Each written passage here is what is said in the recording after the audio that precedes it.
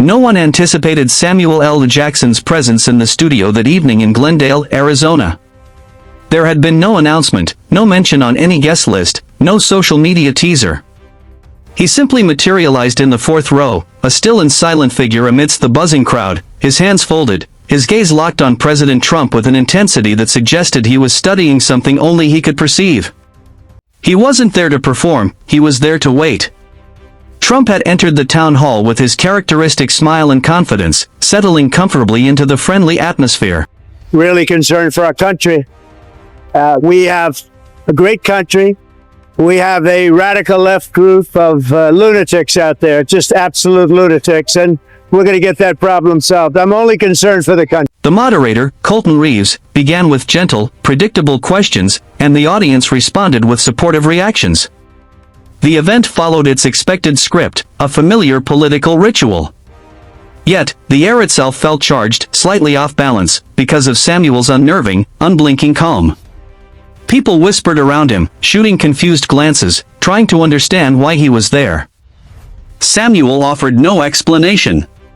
Trump himself noticed the actor, a flicker of recognition crossing his face, a flicker that Samuel did not miss. When the time for audience questions arrived, Samuel didn't raise his hand. He simply watched, his silence becoming a growing presence in the room. Trump, seemingly irritated by this quiet intensity, eventually gestured toward him and joked, "He's got something to say." The moderator tried to move things along, but then Samuel finally spoke. "I'll say something."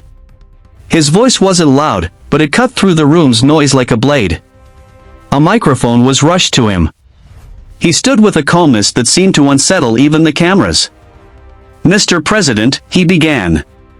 Trump smirked, ready for what he assumed would be a typical Hollywood lecture. But Samuel continued, "No. A memory." The room froze. "You remember a charity event in San Diego about 10 years ago? The one for wounded veterans." Gathered here to celebrate the courageous men and women who make freedom possible, our brave service members and our wonderful veterans. So we love our veterans. Love our veterans. Trump immediately dismissed it, claiming he attended many events. But Samuel pressed on, "You remember this one. Because after the ceremony, you said the veterans were too broken to be the face of the foundation. You said stronger-looking people would be better on camera. You said it in front of two men who'd lost limbs." This one comes from Delta Echo. It says, 9-year Army vet here. It was nauseating and disrespectful for sure, but even worse, it was treasonous. I hope our military leaders got the real message yesterday. Gasps filled the room. Trump instantly denied it, calling the story fabricated.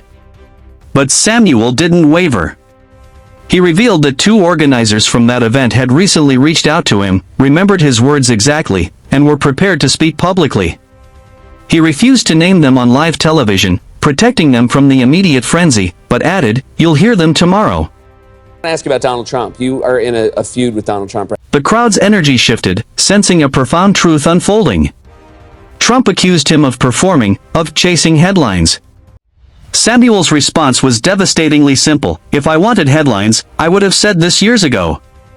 I stayed quiet because that night wasn't about me." The room fell into a deep silence as Trump struggled for a response and found none. Samuel lowered the microphone, having said what he came to say. His final, unspoken message hung in the air: silence protects the wrong people.